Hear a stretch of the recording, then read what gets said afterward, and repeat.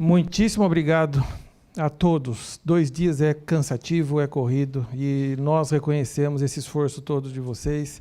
Espero que vale a pena, e eu sei que vale a pena em muitos casos. Então, é uma grande alegria ter a honra de, mais uma vez, falar um pouco sobre escrita científica, fechando esse nosso evento, né? Mas, desde já, deixo meus mais sinceros agradecimentos a vocês. Depois a gente vai fazer, o nosso diretor vai passar aqui só para falar um oi, e também a gente vai agradecer, obviamente, todo mundo que carregou o piano, né? Muito mais do que eu, obviamente. Primeira coisa que eu vou falar é o seguinte. E foi falado, direto ou indiretamente, muitas vezes aqui desde ontem. Mas eu vou reforçar alguns aspectos. Primeiro, o mundo está cheio de gente que publica artigos, um atrás do outro. Eu tenho até umas estatísticas do ano passado, vou falar aqui para vocês. Então, tem muito artigo, já. Não se preocupem em publicar artigo. Se preocupem em fazer ciência importante, de alto nível. Independente do número de artigos que isso gere, que isso venha, não existe mais aquele binômio, quantidade ou qualidade. Isso era uma lenda, né? Tem alguns lugares em que podia até isso ter alguma... Não existe, certo? A gente vive da qualidade das coisas que se faz, tá bom? Isso é que é importante. Nada é contra a quantidade, porque há grupos e pesquisadores e infraestruturas que permitem se produzir bastante em determinadas áreas, né, respeitando as particularidades de cada área, produzir bastante e com muita qualidade também, tá? Mas a preocupação inicial para quem está aí, principalmente começando, é com a qualidade daquilo que você faz, certo? Então, é isso a primeira mensagem. Se preocupem em fazer ciência de alto nível. O que é ciência de alto nível? Não sei. Cada um tem que saber na sua área. E a gente vai dar dicas. Mas a primeira coisa é saber onde está a fronteira do conhecimento, onde está o estado da arte, né? A gente vai falar disso daqui a pouquinho. Então, se preocupem em fazer ciência de alto nível. Se preocupem em trabalhar em temas extremamente relevantes, certo? Também, muito do que eu vou falar já foi falado aqui hoje de manhã, inclusive pelo Volpato. A gente não espera que um aluno de iniciação científica, que um mestrando, venha com uma ideia brilhante. Claro, ele está no comecinho do processo todo. Um doutorado, um doutorando, já tem mais tempo, poderia ter mais habilidades ou mais discernimento. Um pós-doc é o cara que, a princípio, deveria vir com as grandes ideias para ajudar o grupo, para ajudar a equipe, né? Então, ninguém quer botar peso nas costas aqui dos alunos de mestrado, de pós-graduação. Isso tem que acontecer naturalmente para que não se aumente ainda mais esse problema grande da ansiedade que nós temos hoje na pós-graduação, com depressão, casos clínicos e tudo mais, de doença mesmo, né, por causa da pressão. Então, não é isso, muito pelo contrário. É só que a gente se preocupe em fazer as coisas certas desde o começo. Tá bom? Muito bem. Eu só preciso conhecer um pouco vocês. Quem daqui é da área de humanas e sociais? Ótimo. Quem é das áreas de administração, biblioteconomia, administração, economia? Tem alguém? Contabilidade? Ótimo. Quem daqui faz mestrado ou doutorado? Tem pós-docs? Menos do que eu queria, mas tem pós-docs. Professores? Tem. Quase tem mais professor do que pós-doc. Isso já indica algum problema no nosso sistema todo, mas tudo bem. Quem já publicou um artigo? Quem está escrevendo agora um artigo? Ótimo, então vamos lá. Quem é de fora do estado aqui? Todo mundo? De Minas? Do Paraná? Mato Grosso? Ninguém? Qual outro estado que eu não falei? De quem não? Rondônia. Muito bem. Sejam muito bem-vindos. Eu sei que a maioria não está aqui só pela escola, obviamente, né? Mas sintam-se extremamente acolhidos aqui no nosso evento. Eu vou começar de trás para frente essa palestra. Vejam que o título vai nos mostrar como que saber combinar palavras te ajuda a publicar artigo. Isso é fato, isso daqui não é nada bombástico, notícia fantasiosa. Isso acontece, certo? Então, só que eu vou começar de trás para frente. Mas antes de começar de trás, eu tenho um preâmbulo, que tem a ver com esse primeiro slide. Então, eu vou falar da importância de se fazer coisas de alto nível. Para isso, eu tenho algumas perguntas que me ajudam. A primeira é essa daqui. Por quê? Por que nós publicamos artigos? Todo mundo aqui concorda que cabe ao cientista ou pesquisador publicar artigos? É ele, o profissional, que produz esse documento, certo? Não é um jogador de futebol, não é sei lá quem, um economista. É o cientista que publica artigos, certo? A pergunta é, por quê? Alguém sabe me responder por que cientistas publicam artigos? Nós somos obrigados a publicar artigos? Para dialogar com a comunidade? O que mais? Divulgar? O que mais? O salário nosso muda se a gente publica 1, nenhum ou 20 por ano? A princípio, não, certo? Por que nós publicamos artigos? Para divulgar, né? Ou para, que mais? Comunicar à sociedade. Facebook faz isso muito melhor do que a revista científica. Certo? No seu Facebook você pode atingir muito mais gente do que se você publicar numa revista científica. No Facebook também. Marca lá seus pares. Né? Não, é. Não. Marca seus pares e aí você vai lá e dialoga também. Estou dizendo que não precisa do artigo para dialogar. Por que a gente precisa publicar artigo, então? Para aumentar o conhecimento? Bom, publica a sua tese. Sua tese pode participar aumentando a área do conhecimento. Por que você precisa desse documento? Esse negócio que para muitos é um terror, é um pesadelo para muitos. Para muitos é uma alegria, né? Depende do ângulo, do ponto de vista. Vamos responder isso, porque é sempre bom deixar claro que a gente não publica artigos só para ter currículo Lattes. Nós não publicamos artigos só para ganhar projetos. Nós não publicamos artigos só para ganhar bolsa. Nós não ficamos fazendo artigos. O fim do trabalho do cientista não é publicar artigos. Não é. Certo? E eu gostaria que a gente saísse com essa ideia bem simples daqui. Nós publicamos artigos por quê? Porque cientista faz o quê? O que cientista faz? Ciência. O que é fazer ciência? O que é fazer ciência, no final das contas? Lançar um conhecimento? Hã? Avançar no conhecimento. Perfeito. Fazer ciência é avançar no conhecimento. Ótimo. E o que o artigo tem a ver com isso, Zé Marcos? Nosso grande incentivador do portal, o professor Zé Marcos, daqui da Escola de Engenharia. Por que precisa do artigo para avançar o conhecimento? Mas, de novo, o Facebook dá de 10 a 0. O que a gente posta no Facebook, todo mundo lê e dá um like. Você não tem tantas citações quanto vocês têm like. Certo? É muito melhor. Em muitos casos. Você bota um gatinho, ele... Hã?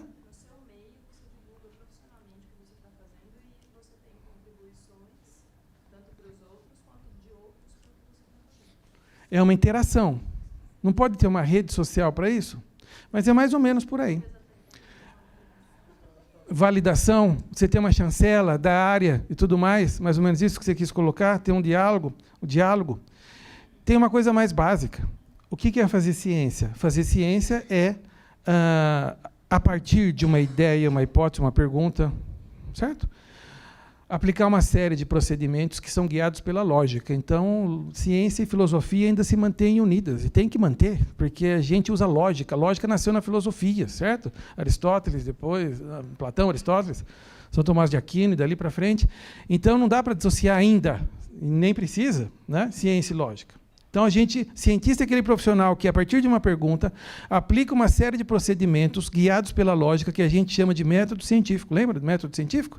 Para que, no final, se avance o conhecimento. É isso aí, Zé Marcos. A gente avança o conhecimento. Bom, até agora o artigo não entrou na jogada. Certo?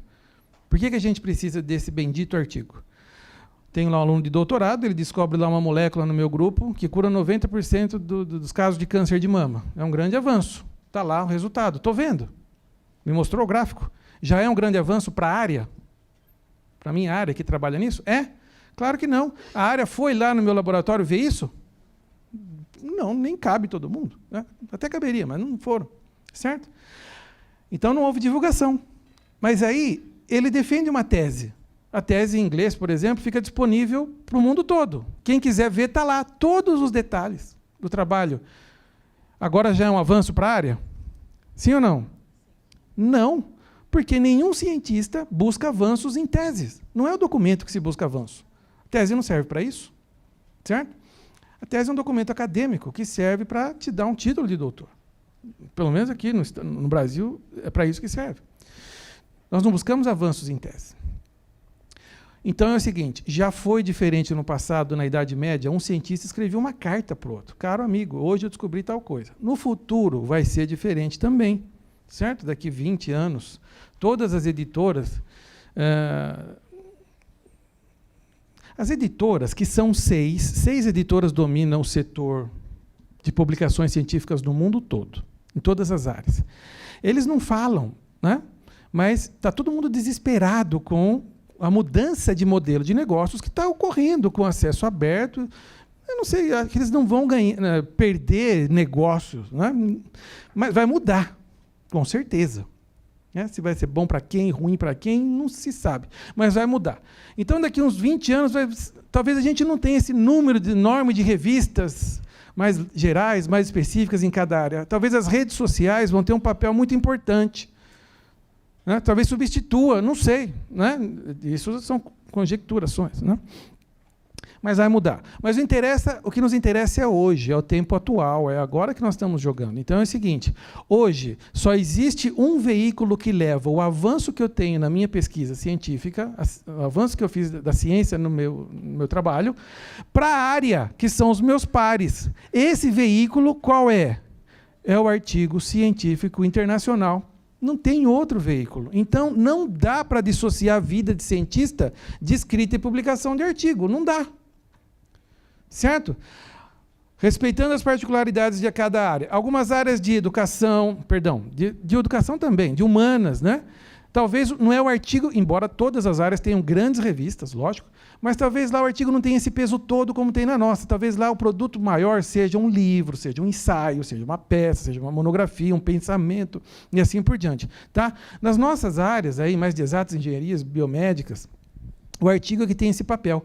Então, se eu não tenho esse artigo, eu não comunico para os meus pares. Certo?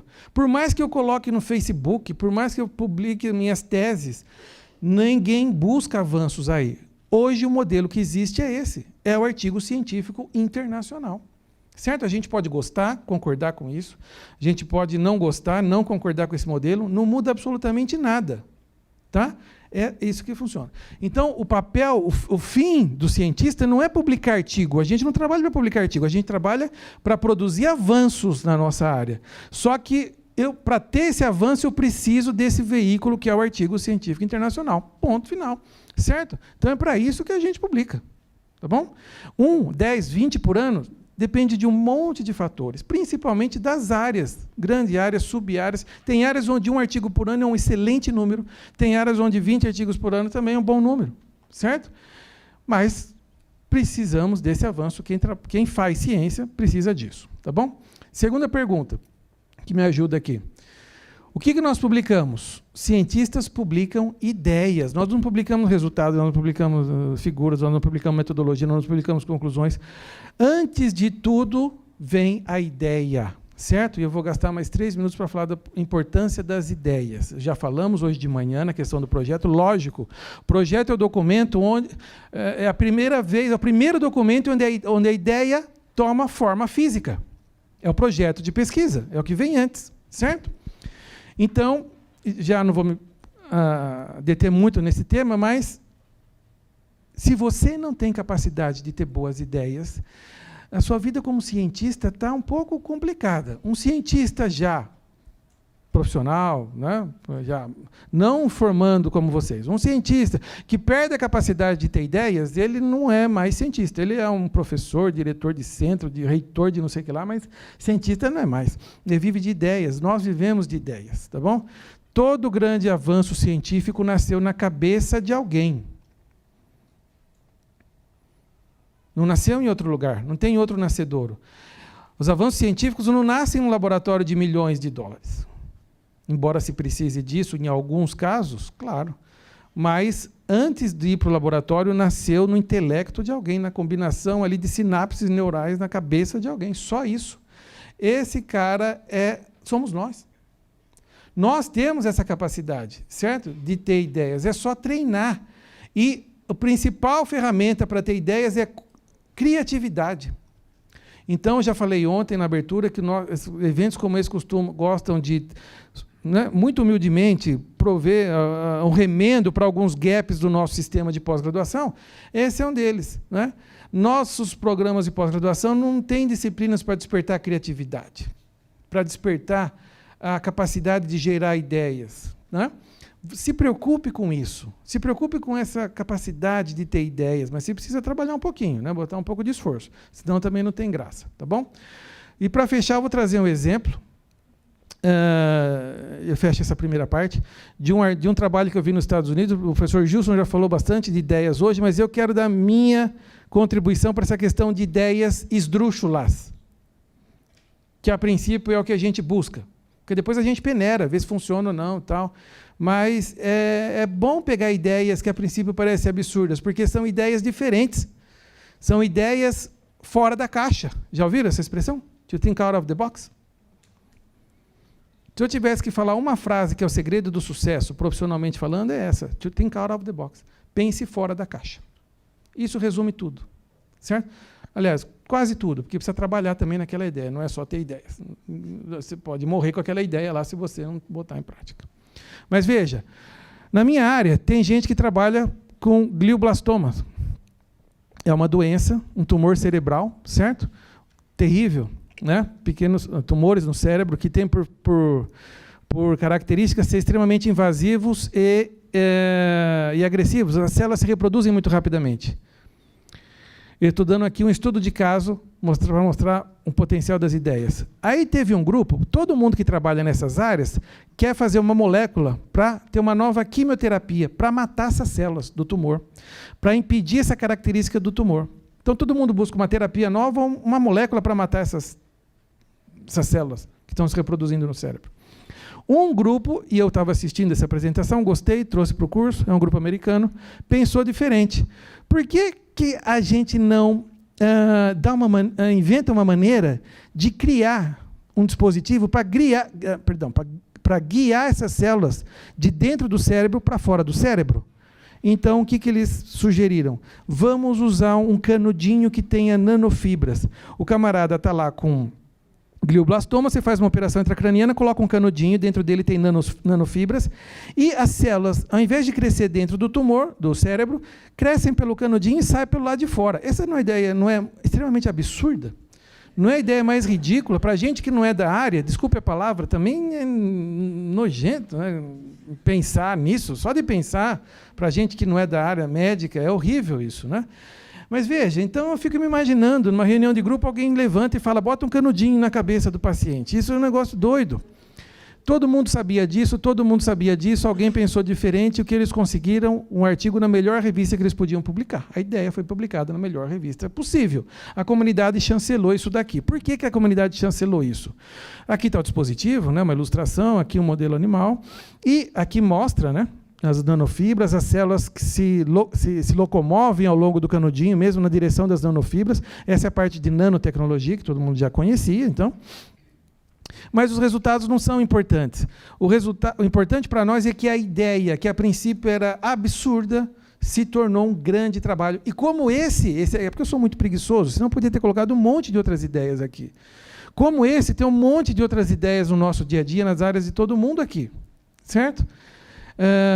Então, despertem essa criatividade em vocês para ter ideias. E testem. Uns têm mais limitações, outros têm menos, dependendo de onde está, infraestrutura, instituição. Mas não levem isso.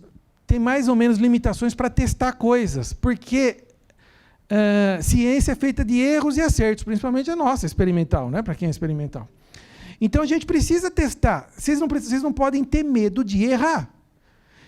Não pode ter medo de falhar. Falhar no trabalho, no processo de pesquisa, não é demérito para ninguém.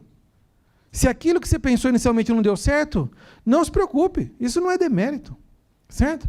Readapta, vê o que dá para modificar, até vai de novo. E é assim que saem as grandes publicações. O processo nasce aqui, ó, no intelecto de alguém, toma forma física no projeto de pesquisa, você tem então a implementação de pesquisa, esses resultados podem alimentar novas ideias ou não, e no final você tem um output. Mas, lógico, não é toda grande ideia que gera um grande artigo, um grande avanço. Claro, né? Senão não precisava nem dessa metade aqui, que é onde dá trabalho. Então, se você tiver interesse e esforço para ter boas ideias e esforço para trabalho, você vai ser um grande profissional. Não tem como dar errado. Acredita em mim. Certo? Pode demorar mais ou menos, porque sorte ajuda bastante. Ó, né? Às vezes você vai no laboratório, de primeira você faz alguma coisa que deu certo. Tem outros que levam 6 meses. Tá? E por que eu falo que você vai ser um grande profissional, não um grande cientista? Porque isso aqui é importante para todo mundo. As grandes empresas vivem de grandes ideias. Não vivem de produto. Não vivem de vender iPhone. Antes de vender milhões de iPhone, alguém precisou ter a ideia de fazer o iPhone, o novo chip do iPhone, ou a nova funcionalidade de algum produto. Então, vem antes do produto a ideia. Então, isso é importante para quem quer ser cientista, para quem quer trabalhar na empresa, e mais importante ainda para quem quer empreender. Certo? Para quem vai abrir sua startup, as startups hoje são todas ideias. Olha as startups que nós temos aí, iFood, Uber, não sei o que lá, mudaram a maneira de se fazer as coisas, porque nasceu na cabeça de alguém, certo? Bancos digitais, totalmente digitais, faturando milhões, até bilhões, porque nasceu na cabeça de alguém. Então, pensem nisso, certo? Muito bem, vamos lá. Como ter boas ideias? De maneira muito rápida e muito humilde, tá? Porque eu não sei se funciona muito. Se funcionasse muito, eu ficava só para mim, lá no nosso grupo. Mas, ó, primeiro, para ter boas ideias, você precisa conhecer a sua área. Não tem como você ter ideia numa área que você não conhece. Então, já foi falado também bastante. Né? Conheça pessoas, porque quem faz ciência é gente, não é robô. Conheça as pessoas, conheça as revistas científicas, que é onde você busca os avanços que estão saindo na sua área toda hora. Né? Faça revisão bibliográfica. Não tem como você querer conhecer sua área se você não fizer revisão bibliográfica a cada 30, 50 dias no máximo. Vai na frente do computador, uma boa base de dados, vai lá, digita as palavras-chave, cerca ali por alguns anos, está tudo na tela em minutos. Nunca foi tão fácil. Por favor, então, não percam essa chance, certo? E, lógico, não adianta nada ter um monte de artigos se você não ler, não fizer nada com isso. Então, olhe os artigos, entenda o que cada um traz, e aí, pense, estude, teste. Certo? Estude, pergunte para o seu orientador, para as suas equipes. Pense, tenha ideias e teste-as. Ajuda bastante quando você começa a fazer isso. Certo? Não garante nada, mas é o começo. Qualquer outro caminho que você tome pode ser muito mais difícil. Tá bom? Então, pensem nisso. Tudo isso te ajuda a ter um mapa da área na sua cabeça. Mas não é de hoje para amanhã que você vai ter um mapa na sua cabeça. Isso leva meses, anos. Por isso que a gente não espera que um mestrando, venha para escrever o projeto com uma excelente ideia, a não ser que seja um caso excepcional. E aí a gente tem que segurar esse menino ou menina rápido, certo? Um doutorando que continua na mesma área, se ele não mudou totalmente do mestrado, ele deveria estar mais próximo do estado da arte da área dele. Um pós-doc é o cara que deve estar na linha de frente. Quem faz pesquisa no mundo é pós-doc, não é PI, Principal Investigator, não é o chefe do grupo. Certo? Quem está lá na linha de frente, todo dia, laboratório, testando, é o pós-doc. Certo? Então, nós estamos aqui até pensando numa escola de pós-docs na USP, porque nossos pós-docs, não na USP, no Brasil todo, estão muito ansiosos. Ansiosos demais para ter uma posição. E eu entendo, o pós-doc que é solteiro precisa logo do emprego para casar. Certo? Todo mundo passa por isso, eu passei por isso. O pós-doc, mas vejam como Deus é bom, né? Quando eu desisti de querer emprego, eu falei, não, vamos casar. No outro mês eu consegui um emprego. Casei no outro... Então, né? Veja, talvez precisa mudar a estratégia. Pós-doc casado precisa logo do emprego para poder ter filhos, porque a mulher não pode esperar, ou ela não pode esperar tanto. Essa ansiedade prejudica demais nossos pós-docs, porque os impede de participar de grandes projetos, de projetos audaciosos, porque ele sabe que não vai publicar um artigo ou 5 artigos por ano num projeto grande, audacioso, de impacto. Ele prefere fazer coisas medíocres para publicar meia dúzia de artigos, talvez também medíocres, para estar a par de um concurso em algum lugar. Não vou falar que é medíocre, né? Mas em algum lugar, tá bom? Isso não funciona mais, é uma pena. Nenhum lugar do mundo é assim, ou pelo menos nos grandes centros, o pós-doc sabe que aquela é uma etapa que ele tem que passar. Sem ansiedade. Ele tem que publicar grandes artigos, porque aí depois das outras etapas, o concurso fica mais fácil. Então pensem nisso, tá bom? Mas isso é nossa batalha aqui a favor dos pós-docs, não contra, tá? Então vamos lá. Eu falei que ia começar pelo final, porque eu vou começar por aqui. Ó. Imagina, então, que essa é a segunda parte da apresentação, então agora eu vou daqui para o final, falando do impacto da escrita científica na publicação do seu artigo científico. Imagina que você teve uma grande ideia, trabalhou que nem um condenado, madrugada, final de semana, testou, não deu certo, foi, se descabelou e assim por diante. Conseguiu um grande resultado, escreveu um excelente artigo, está empolgadíssimo, mandou para a revista. O que acontece agora? Não se preocupe, né? Porque o seu artigo vai ser negado. Ontem a gente já falou, né? Já foi falado aqui na palestra do professor Oswaldo. A Nature rejeita entre os que vão para referir e os que são negados imediatamente, está entre 92% e 94% dos manuscritos que chegam. A maioria das revistas boas, não precisa nem ser muito boa, está sempre acima de 70%, esse índice de rejeição. Essa é a regra hoje. A regra hoje é ter artigo negado e não aceito de primeira. Esse é o ponto. Certo? A gente tem que entender, olha, 20 anos atrás era mais fácil, porque 20 anos atrás tinha menos gente submetendo o manuscrito toda hora para as revistas, então o índice de rejeição era muito menor, lógico. Então, se o seu orientador falar, nossa, no meu doutorado eu já tinha publicado 20 artigos e você agora só publicou... É verdade, mas você pode falar que era mais fácil também naquela época, e era mesmo. Eu acompanhei isso já desde... Meu primeiro artigo é de 1995. E eu vejo... Para publicar nas mesmas revistas hoje, a gente tem que fazer pesquisa muito melhor. Isso para a ciência é bom, porque nos força a fazer coisa melhor, mas para a gente é horrível, porque bem na minha vez o negócio complicou, certo? Meu orientador fazia meia dúzia de coisas e publicava uma atrás do outro. Né? Dava para a secretária datilografar, mandava por correio, né? 30 anos atrás, ia lá e aceitava. Porque imagina... O trampo que dava para alguém fazer um trabalho, datilografar tudo aquilo, mandar por correio para a Europa, chega lá, o editor vai ter coragem de negar aquilo lá? Não vai, certo? Então publicava. Estou brincando, lógico que tinha. Mas agora mudou muito. Eu não vou falar da árvore de decisões, porque a gente já falou ontem também, tá? Mas esse é o processo de tomada de decisões do processo científico. O editor tem, quando chega o manuscrito, tem que tomar uma dessas 3 decisões. Se ele mandar para referir, ele tem 4 possibilidades, né? Aceita, rejeita ou aceita com minor ou major revision, volta para o editor, toma decisões de novo, é comunicado ao autor, e esse processo vai e volta quantas vezes forem necessárias. O seu artigo pode ser negado em qualquer uma dessas etapas, mas aqui a escrita científica pode fazer diferença e faz, que é o que o Chu falou ontem. Tá?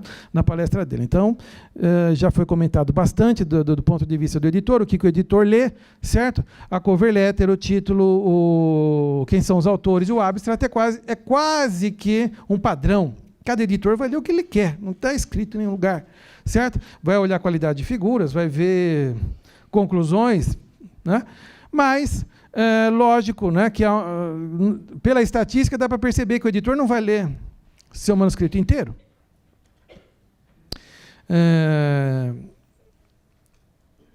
E o que nos importa, que já foi falado ontem de novo, é que só bater no olho em alguns aspectos aqui é muito fácil para a gente negar, não é difícil.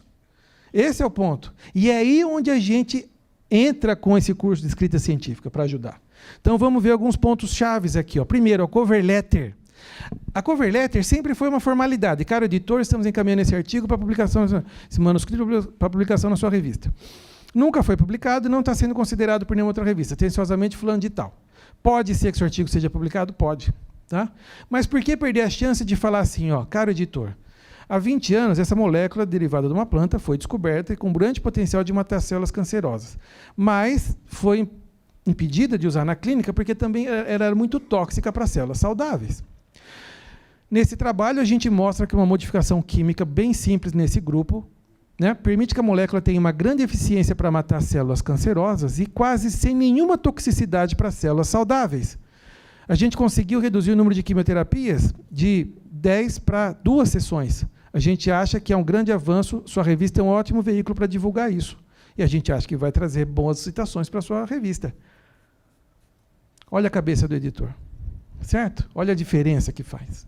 Então, você não pode deixar de colocar, isso não está escrito, isso não é regra, mas não deixe de usar a cover letter a seu favor. Coloque isso na cover letter, qual era o gap que você venceu, o avanço que você trouxe. O editor lê aquilo. Tá bom? Pensem nisso. Então, primeira coisa, né? Aqui tem alguns exemplos de cover letters, né? Primeiro caso e no segundo. Esse aqui é uma cover letter só descritiva que não fala nada sobre o trabalho, né? A gente mandou muitas dessas. Olha como é antiga, ó. Também estamos mandando 3 cópias em papel do manuscrito, um disquete contendo um monte de coisa, tal. Isso aqui não é do tempo de vocês, né?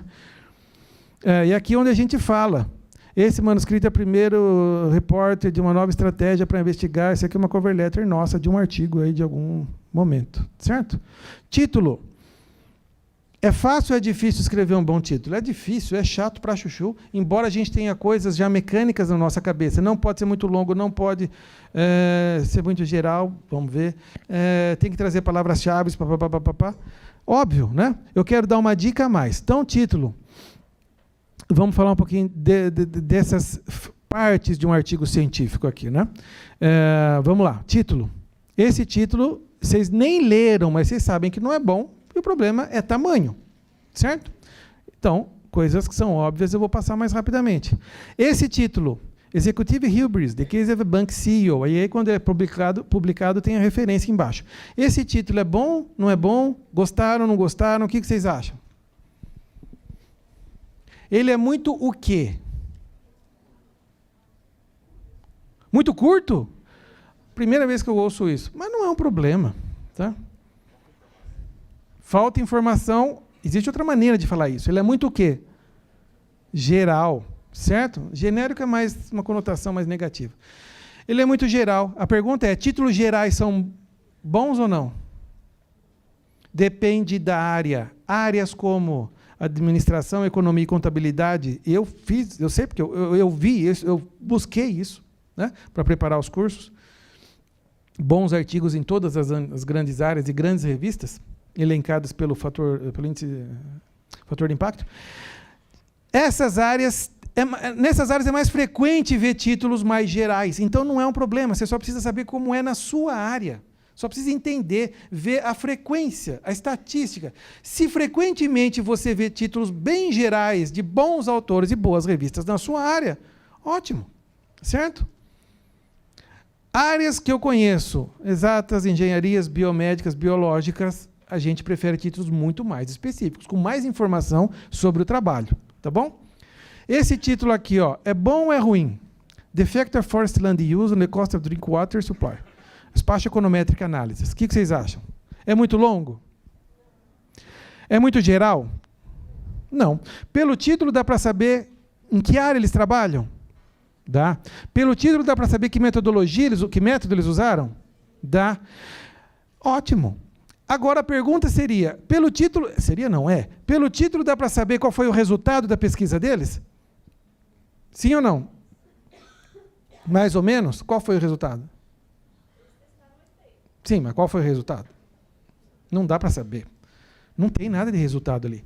A outra pergunta, seria bom se ali aparecesse o resultado da pesquisa desses caras? Lógico que não, né? Tá louco? Por que não? Quem falou não? Você? Por que não? Porque não é interessante. Você quer pegar o leitor para ele ler justamente o restante do seu trabalho. Não. A gente não pega leitor. O leitor não lê, velho. Não tem laço. Não tem laço. Você não pega ele com suspense. Esqueça. Muito pelo contrário. Se a gente... Ó, quer ver como é fácil? Quem daqui gosta de ler artigo científico? Um e meio. Certo? Porque ela levantou e baixou. Quem gosta de ler artigo científico? Então, veja, se você faz suspense e não fala o que você... Vai para o lixo. Ninguém lê. Como você chama? Felipe, então é o seguinte, ó. É bom, seria bom se aparecesse aqui sim, mas não vai aparecer um gráfico, não vai aparecer uma tabela.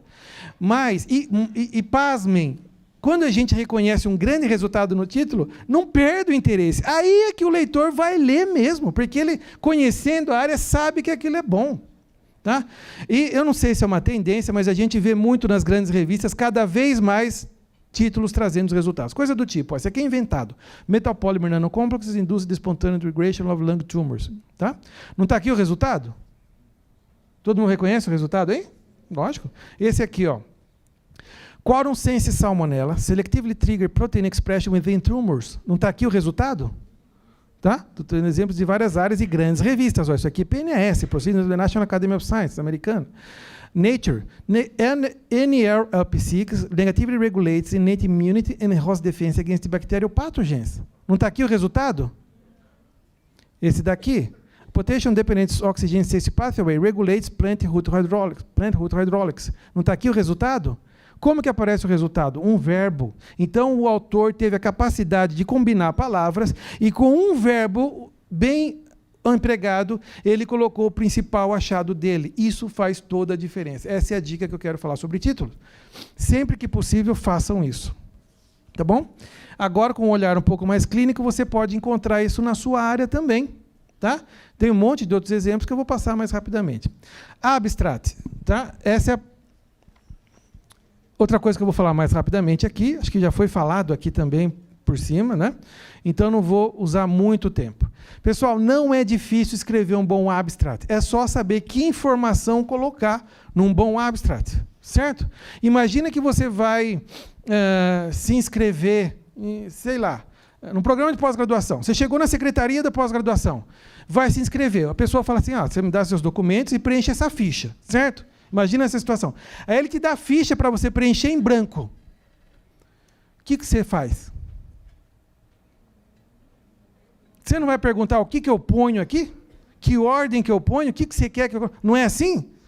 Pois é. Muitos de nós escrevem abstracts às cegas. Por isso que não sabe escrever um resumo. Você não sabe que informação você vai colocar. E nem a sequência que elas devem aparecer. É totalmente às cegas.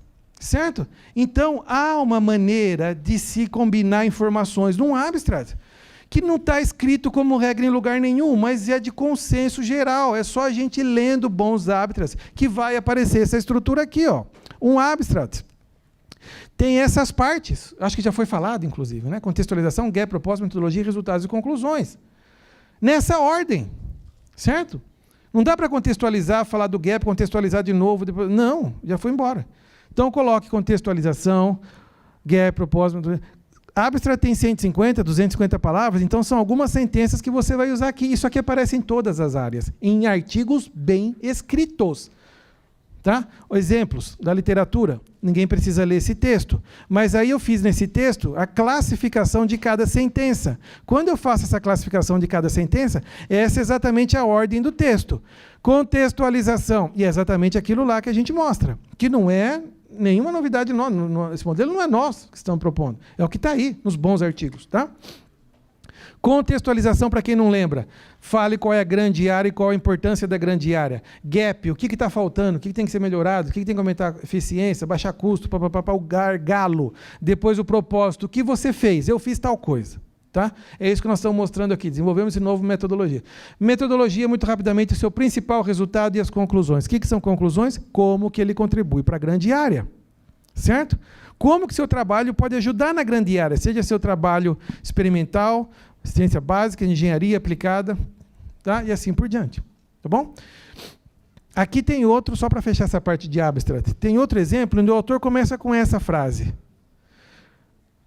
multicamadas de polieletrólitos biinertes foram depositadas. Opa, ele começa falando o que ele fez. Ele não tem contextualização, não tem gap. Será que por causa disso não é um bom abstract? É um bom abstract. Só que o autor, ou porque a revista era muito específica, talvez, né, não quis colocar informações da área, dos problemas da área. Ele foi mais direto. Isso geralmente a gente vê nas revistas mais específicas, né?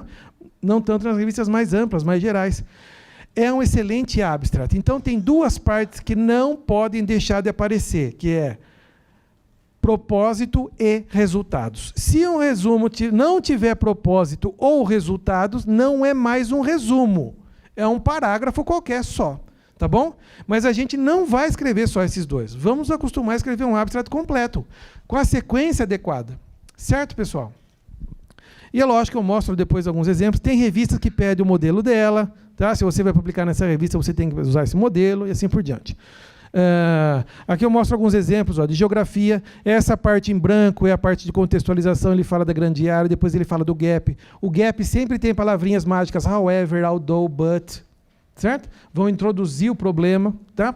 Aqui, ó, in this study, in this paper, esse é o propósito, resultados, conclusões. Aqui na área mais agrícola, né, agronômica, contextualização, propósito. Aqui não tem gap, tá? Mas é um excelente abstract. Na área de materiais, está aqui contextualização. Olha o gap aqui, ó. Contudo, alguma coisa ainda é pouco entendida, tá vendo? E assim por diante. Tá? Vou passar um pouco mais rápido em abstract, que é a parte mais fácil. E vou focalizar também rapidamente em duas sessões quando meus cursos são curtos, até 3 horas, eu não falo. Então, eu vou deixar de falar outras coisas para falar dessas duas sessões, que são muitíssimo importantes do ponto de vista de movimento do fluxo de ideias. São as sessões de introdução e a sessão de conclusão. Deixa eu mostrar aqui para vocês essa figura aqui. Ó. Essa figura é uma ótima representação de um artigo. Essa figura mostra que o artigo tem cintura, esse documento tem cintura. Essa cintura vem do movimento do fluxo de ideias, da passagem de informações gerais para específicas para gerais de novo. E as sessões que fazem essa transição são as sessões de introdução e as sessões de conclusões. O que são informações gerais? Aquelas que são importantes para você e para todo mundo da sua área. Informações específicas que só você fez. Pronto. Tá? Então, vamos lá. Vamos dar uma olhada nessas duas sessões. Primeiro, introdução. A sessão de introdução, ela...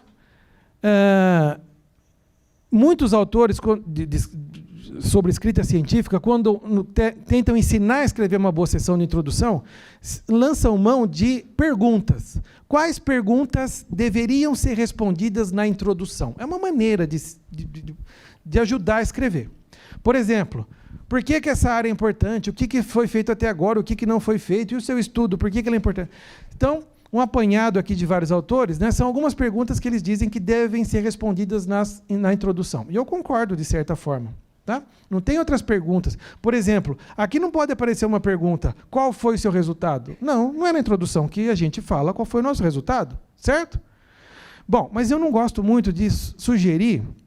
Como eu gosto de coisas práticas, para o aluno usar imediatamente, sugerir na forma de perguntas, que a gente tem que ficar pensando. Então, eu gosto de organizar na forma de informações. Que tipos de informações devem aparecer numa boa introdução? E aqui, se a gente for ver essa pergunta e essa, isso não é nada mais do que contextualização e estado da arte. Certo? Por que essa área é importante? O que foi feito até agora? Isso é contextualização e o estado da arte. Então, aqui você vai citar artigos, inclusive, mais antigos e artigos extremamente recentes do estado da arte. Certo? O que não foi feito? Isso aqui é o gap, pessoal. Certo? E o que você está trazendo? É o propósito. Então, você pode até pensar, 1, 2, 3, 4 parágrafos. Talvez seja suficiente para uma boa introdução. E notem o movimento do geral para o específico. Isso daqui não é amplo. Isso daqui também não é amplo. Isso daqui não vai fechando, o gap é um problema só. Ou bem menor, não é a área toda que está com problema. Certo? E o propósito foi só você que fez. Então, o movimento está aqui. Lógico, pode ser que você pertença a uma área onde haja subdivisões, uma maneira de se colocar a introdução. Né? Na matemática tem muito literature review, na computação tem hypothesis formulation. Você vai identificar essas particularidades na sua área e vai adaptar. Mas esse backbone permanece. Certo? Então, não dá para errar. na hora de escrever uma boa introdução. Tá bom? Tem que estar claro esse movimento do geral para o específico. Certo, pessoal? Vamos lá. Desculpe a pressa, a gente não quer passar muito do tempo. Então, você vai do geral para o específico, ou seja, da sua área para o seu trabalho. Isso é uma sessão de introdução. Lógico, não precisa ter 4 parágrafos, pode ter mais. Tá bom? Menos talvez seja complicado. Tá? Porque dentro de daquelas informações, mais ou menos uma informação cabe em cada parágrafo. Se você tiver menos, talvez fique um pouco mais complicado, mas pode ser também. Tá? Então, pensem nisso na hora de escrever uma boa introdução. Nas sessões de conclusões, pessoal, é o oposto. Agora, ela tem por função, primeiro e único, né? Mostrar para o leitor a importância do seu trabalho para a área. Essa é a função, não sei nem como se escreve, mas essa é a função da sessão de conclusões. Não é para discutir, embora a gente vá discutir, não é para apresentar resultado, embora a gente vai apresentar resultado, não é para apresentar metodologia, e a gente não apresenta mesmo, não é para apresentar qualquer outra coisa, é para mostrar para a área que o seu trabalho contribui para a área, pelo menos no seu entendimento. Então, veja, é aqui que a gente vai do específico para o geral. Então, esse é o oposto, né, da introdução. Como que a gente faz isso na prática? Chama seus principais resultados. Então, nesse trabalho, nós mostramos que uma molécula derivada da planta, com uma funcionalização química bastante simples, foi capaz de reduzir, ou é capaz de reduzir 99% das células cancerosas e diminui as aplicações na quimioterapia de 10 para 2 sessões. Chama de novo. Não com todos aqueles detalhes específicos que você falou ali na sessão de resultados de discussão, mas chama. Reaviva. Né? Faz uma breve discussão e depois mostra. Então, você vai falar no final. Com esse novo tratamento, a gente poderia reduzir... Né? Eu já falei disso, apaga. Né? Mas é aqui que tem que vir essa informação. Com esse novo tratamento, como a gente mostrou, é possível reduzir o número de quimioterapias de 10 para 2 sessões e assim por diante. Você está mostrando como que o seu trabalho contribui para a grande área. Você voltou para a informação geral de novo. Tá bom, pessoal? Um parágrafo é suficiente para uma boa sessão de conclusões. Pode até ser que tenha mais um. E, de novo, tem algumas áreas que vão ter ali algumas subdivisões dentro da sessão de conclusões. Você vai identificar nos bons artigos de bons autores e boas revistas da sua área. E vai usar, porque quem manda é a sua área. Você vai identificar essas particularidades. Tá bom? Mas, de novo, não vai mudar muito do que isso que está aqui. Certo? Agora eu gostaria de terminar com 2 tópicos. Esses 2 tópicos eu só abordo quando eu dou o curso completo, que é um curso de 2 dias, ou no curso nosso anual, que é aqui na pós-graduação. Nos nossos minicursos, eu raramente falo de algumas coisas avançadas de linguagem, que eu acho que, pelo tempo nós temos aqui, né, dá tempo da gente falar alguma coisa. Ô, Lena, mais uns 15 minutinhos, se você quiser falar para ele? Para a gente terminar 15 ou 10 para 6. Tá. É bom, assim o nosso diretor ele senta aí e espera, ele gosta disso. Então, veja, ele é entusiasta, né? Isso é muito bom. Então, vamos falar de 2 coisas que está no curso completo, está na internet, eu vou mostrar daqui a pouquinho para vocês. No final, a gente vai sortear, inclusive, uns vouchers para o curso de internet e tal. Está lá, obviamente, está no curso completo, mas eu vou falar aqui rapidamente de 2 pontos que eu nunca falo nos minicursos. O que não é nenhum grande vantagem, é só uma curiosidade, né? Porque é um pouco mais avançado. Né? Primeiro deles, estrutura de parágrafo. É impressionante hoje a nossa incapacidade de saber o momento de terminar um parágrafo e começar outro. Não é quase todo dia chega texto para mim, para eu corrigir. Uma página tem 8 ou 10 parágrafos. Impossível. Lógico que está errado. Não tem tanto parágrafo assim numa página.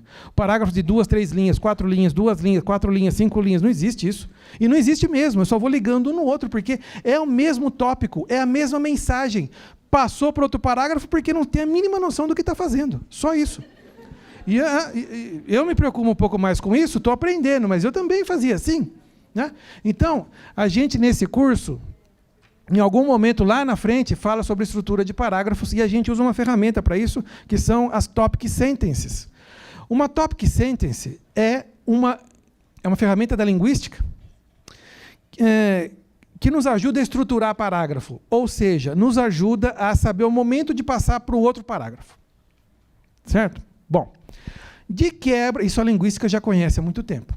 De quebra, e aí por isso que eu trouxe isso para o curso, é uma excelente maneira de usar na sessão de resultados para chamar e discutir figuras.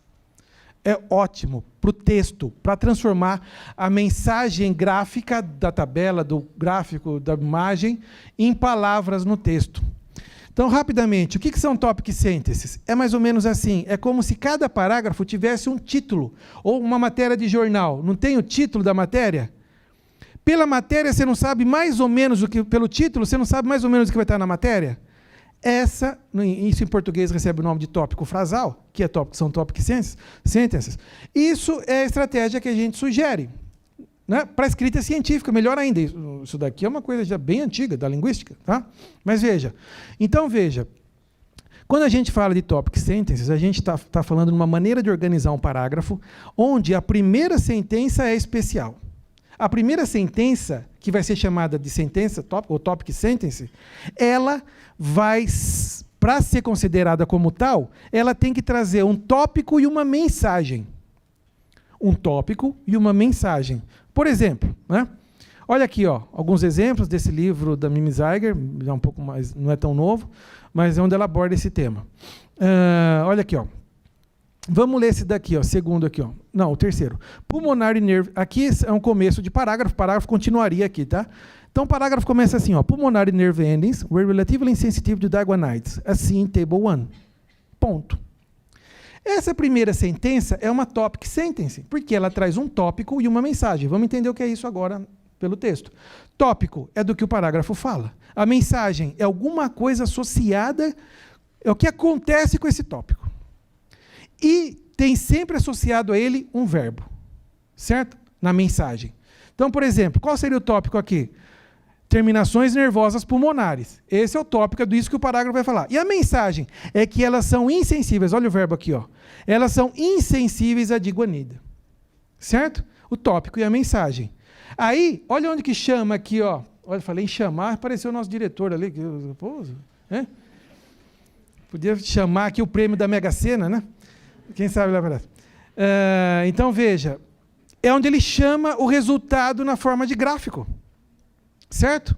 É onde ele faz o link com a tabela, com o gráfico e assim por diante. O importante, tudo que aparecer nesse parágrafo daqui para baixo está relacionado ou com o tópico ou com a mensagem. Aqui o autor vai começar a falar, das 25 terminações nervosas, somente 10. Em algum momento, ele vai mudar o tópico ou a mensagem, ou ele vai falar de outra figura, ele muda de parágrafo, mas se não, não. Então, é uma ótima maneira de abordar e trazer os resultados das figuras para o seu texto e saber estruturar bons parágrafos. Isso é uma estrutura à base de uma topic sentence. Desculpem a pressa, tem muito mais coisa a falar sobre topic sentence, lógico, mas agora vocês já conhecem uma busca aí nos nossos... Espera aí, Rui, não acabou não. Já? Uma busca aí nos nossos cursos, vocês vão encontrar lá. Então, aqui tem mais algumas coisas sobre topic sentences, né? Por exemplo, olha essa figura aqui, ó. Perdão, olha esse texto retirado aqui desse site. A segunda sentença desse parágrafo começa assim, ó.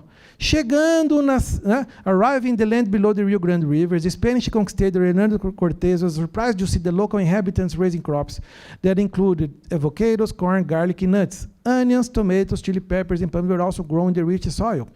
Irrigation system were employed in some dry regions. The Aztec farmers were also skillful in creating terraced gardens to make the most of the rainfall, to minimize... Qual que é essa sentença que está faltando aqui, ó? Se for uma topic sentence, a gente consegue imaginar qual é. Ela tem que trazer um tópico relacionado com o texto e tem que trazer uma mensagem relacionada com o texto. Qual dessas três vocês acham que é melhor? Hernando Cortés discovered a farm in Mexico. É disso que o parágrafo fala? É isso que permeia todo o parágrafo? Não. Mexico is blessed with rich farmland and abundance of food products. É isso que permeia todo o parágrafo? Não. É a primeira. Aztecs of Mexico were a nation of accomplished farmers. Então, veja, essa seria uma ótima sentence, topic sentence para esse texto. Entenderam, pessoal? Então, é uma excelente estratégia, lógico, não dá tempo de aprender tudo aqui hoje, mas é uma excelente estratégia para a gente elaborar parágrafos.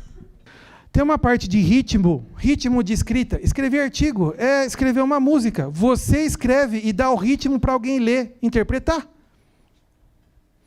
Alguém vai ler com a fluência de leitura que você for capaz de colocar na combinação exata de palavras. Pensem nisso. Se você coloca um texto com palavras extremamente rebuscadas, um inglês igual ao inglês de Shakespeare, aquelas palavras que você lê uma página e meia e entende 2 palavras, a gente vai enroscar no texto. Quando você aprende a colocar palavras simples, que a gente chama de... me fugiu o termo agora em inglês, eu vou lembrar daqui a pouco. Palavras simples, mas não informais, e saber usar bons sinais de pontuação, uma sentença mais longa, uma sentença mais curta, uma sentença um pouquinho maior. Isso ajuda o cérebro a, no processo de leitura, ir interpretando, entendendo as ideias, e você tem fluência de leitura. Então é você que dá o ritmo de leitura. Certo? No curso completo, a gente aborda todos esses aspectos, e também aspectos como esse daqui, ó. Falta de variação dos sentence openers. Olha aqui, pessoal, esse texto aqui, ó. DNA sensing has sensors, todas as sentenças começam com essa estrutura. This paper describes ficou ruim aqui. Ou seja, começa com uma estrutura de substantivo, verbo, de substantivo, verbo, de substantivo, verbo. Todas as sentenças começam com a mesma estrutura. Um artigo, um substantivo e um verbo. Se a gente mudar, alterar isso, você ganha em ritmo. Por exemplo, que maneiras a gente tem para fazer isso? Varia a classificação desses abridores, entre aspas, né? Sentence openers. Né? Lá nós temos uma estrutura com sujeito verbo. Eu posso começar com uma prepositional phrase, eu posso começar com um advérbio, posso inverter e começar com uma dependent clause. Aqui precisa ter um pouquinho mais de inglês, né? Mas é muito com uma partícula do infinitivo to, certo? Então, se você colocar assim, ó, uma prepositional phrase, in a few months, to optimize, você foge daquela estrutura, o artigo, o substantivo, o verbo, e com isso você ganha ritmo. In this paper, começa com uma prepositional phrase, to optimize the results, pode manter algumas, in a few months. Então você mudou a estrutura de cada sentença, do início de cada sentença, e isso gera ritmo, tá bom? Desculpa a pressa. Bom, terminando então, eu não posso deixar de falar de plágio em todos os cursos. Pessoal, não existe copy-paste de texto. Eu não posso ir no outro artigo de outro autor, ou meu, publicado, pegar umas sentenças, 2, 3, um parágrafo, sei lá quantas, trazer para o meu texto.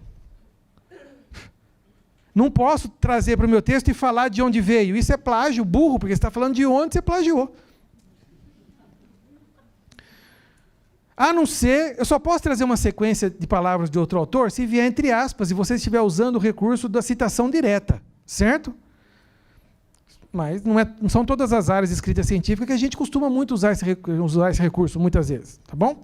Mas se for citação direta, claro, isso é da língua portuguesa, e do inglês também, direct quotation. Mas se não for o caso, qual a única maneira de elaborar o processo de citação e referenciamento? Você vai no outro artigo, entende a ideia daquele autor, traz aquela ideia para o seu texto com as suas palavras e cita de onde veio aquela ideia ou aquela informação. Essa é a única maneira de fazer a transferência de informações e ideias de um artigo para o outro. Certo, pessoal? Então, cuidado, se preocupem com essa questão de plágio de texto principalmente. Termino, o Rui está muito feliz que eu terminei na hora. Nossa, Rui, nunca terminei na hora. Hoje eu terminei. Aqui são algumas referências, mas tem aqui um pouco de propaganda, muito rapidinho. Essa é a série de livros que eu edito na Springer Nature. Já publicamos 7, tem mais 3 no Prelo, são 10 livros. Tem alguns livros aqui de brasileiros também. Qualquer pessoa que trabalhe na área de nanomedicina ou nanotoxicologia pode publicar um livro conosco, é grátis. E, além disso, a Springer, além de fazer uma grande divulgação, te paga os royalties pelas vendas dos livros. Então, se tiver alguém na audiência que, de repente, queira escrever um livro, convidar autores, editar, fazer, é só comunicar a mim ou diretamente à Springer Nature, tá bom? Esse é o site novo, zucoescrita.com. Aqui está o curso novo, totalmente em EAD. O curso tem 8 módulos, que são 8 videoaulas. No final de cada videoaula, aparecem algumas questões, algumas perguntas, se você responde, no final você ganha um certificado de curso livre de internet, não tem nada a ver com nenhum vínculo acadêmico. Tá? É uma editora que colocou no ar, era uma editora daqui de São Carlos, agora acabou de ser transferida para uma editora de Araraquara chamada A Casa da Árvore. Então, a gente vai ter melhorias ainda nesse curso aqui. O curso traz todos esses aspectos, toda a parte de estrutura, sessão por sessão, toda a parte de linguagem, né, que a gente vem fazendo um compêndio ao longo desses 14 anos que eu tenho ministrado o curso, dos principais problemas que nós enfrentamos quando vamos combinar palavras para escrever um artigo científico, e também a parte editorial, aquilo que a gente viu um pouco ontem. O que acontece com o seu manuscrito depois que ele sai da sua mão. Então, esse é o curso completo. Tem também... as apostilas são em todas as áreas, então tem exemplos em todas as áreas. Você baixa as apostilas. Por enquanto, está aberto para você pegar as apostilas de qualquer área, não precisa escolher. Tá? Mas eu agradeço se vocês nos ajudarem a divulgar esse curso, né? Está no zucoescrita.com, e tem também o Facebook, a gente vê tanta coisa no Facebook, né? Acompanhe o site do Zuco Escrita, que sempre tem dicas sobre escrita científica, fazer ciência e tudo mais, tá bom? E esse é o slide mais importante das minhas propagandas. Esse é o slide do nosso portal da escrita científica da USP de São Carlos, tá? Pessoal, esse portal tem tudo. Todos esses nossos videoaulas, mini-cursos, palestras, os 10 eventos que nós estamos completando com esse, está tudo aqui. Certo? Usem isso e ajudem a divulgar. É um material riquíssimo, tão riquíssimo, nasceu aqui em São Carlos. Né? Essas moças das bibliotecas, o pessoal da informática que nos ajudaram, o professor... Zé Marcos, aqui da ESC, né, fazem parte dessa comissão, nasceu aqui em São Carlos. As pró-reitorias viram, gostaram, agora isso vai para a USP, para a reitoria. Então, a gente vai ter acesso para toda a reitoria. A gente está nesse processo de transição do portal daqui para um portal conjunto da pró-reitoria de pós-graduação em pesquisa. Certo? Aqui são meus contatos, podem me escrever, na medida do possível eu respondo todos os e-mails, certo? Quem tiver elogios pode me escrever, quem tiver crítica escreve por Rui, ruisintra@ifisc.usp.br. Vai ser um prazer poder receber algum feedback, alguma informação de vocês, isso é que nos ajuda a melhorar o curso sempre. Então, novamente, muitíssimo obrigado. Não vão embora ainda porque tem sorteio de uns vouchers. Deixa eu falar aqui. Quem ganhar esses vouchers, entra no nosso curso, em algum momento lá na página, na hora que você for se inscrever, tem lá alguma informação. Tem um voucher ou tem um cupom. Aí você digita aquele código e o curso está liberado para você. Tá? Então, muitíssimo obrigado e até a próxima, pessoal.